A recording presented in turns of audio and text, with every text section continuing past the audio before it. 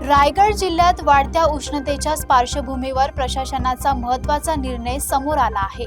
विद्यार्थ्यांच्या आरोग्याची काळजी घेत सर्व अंगणवाड्या, प्राथमिक आणि माध्यमिक शाळा 30 जून पर्यंत सकाळच्या सत्रात भरवण्याचे आदेश समोर आले आहेत। दुपारच्या कडक उन्हापासून विद्यार्थ्यांना मोठा दिलासा मिळणार आहे। रायगड जिल्ह्यात उष्णतेचा पारा सातत्याने वाढत असून नागरिकांसह विद्यार्थ्यांनाही त्याचा मोठा फटका बसतोय। एल निनोच्या प्रभावामुळे हवामानात मोठा बदल जाणवत असून दुपारच्या वेळेत उष्माघाताचा धोका वाढलाय।